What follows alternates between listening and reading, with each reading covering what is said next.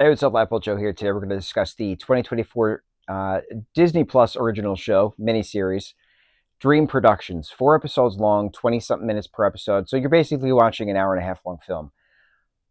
Obsessed. This happens in between Inside Out 1 and Inside Out 2, 2015's Inside Out and 2024's Inside Out 2. When they announced that they were doing this, I was like, how are you making a show about this? Like, it's about the Dream production company in Riley's mind that makes the dreams for her when she's asleep. So we get blips of that in the first film.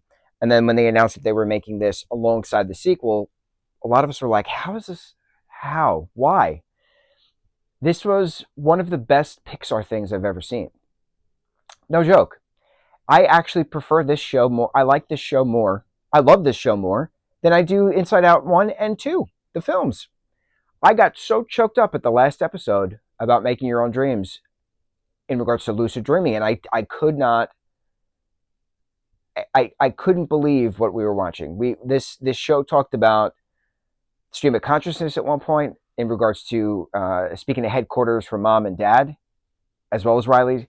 You had different lucid dream aspects. There was a sleepwalking moment. There was daydreaming aspects. There was a lot of stuff, a lot of psychological stuff too, which I did not expect. I didn't expect it. So you have this main character, Paula, who's one of the directors, and she's making dreams, and then her assistant director, Janelle, has moved up to a head director, and then Jean is the head of the production company, and her nephew, Zenny, is a daydreamer, improver, and how does he do the independent work in mainstream? Can he actually be a director in mainstream? What happens when the Canadian boyfriend is brought into the picture? What happens when Teenage Riley the drawing is brought into the picture? There was 3D animation, there was 2D animation in this. I love when they mix the animation styles of certain projects. This is so well done. This was such a important life conversations throughout this, important what happens next. You know, you have one mindset and you think you're going to go this way, and then something happens, and then you got to pivot. You got to learn what's the next step, what's the next path, what's the next challenge. Tear down the set. Yes, and no, but it was so perfect. I did an episode tonight with my folks, and we couldn't believe it. It was filmed in a documentary style. A Pixar project was filmed as a documentary style, one of those like mockumentary things.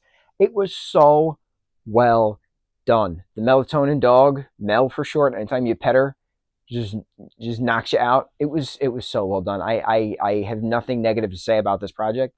I absolutely loved the integration of headquarters to Dream Productions. I love seeing those main characters as well. But then, of course, this is the story. This is the documentary of Paula, the director, and her Dream Productions life. How does this work? What happens next? Riley being able to talk in her dreams to her production team, and getting to choose what happens next. I was like, this is a perfect way to explain lucid dreaming. This is a perfect way to explain so many other things. I was blown away. I didn't have many high expectations going into this. I am blown away. To get choked up in a Disney film is pretty common, but to get choked up unexpectedly in a 4-episode miniseries on a Disney Plus show, did not expect it at all. Absolutely loved it. We'll definitely be watching this again. Dream Productions, Disney Plus original show. On to the next review. Mahalo.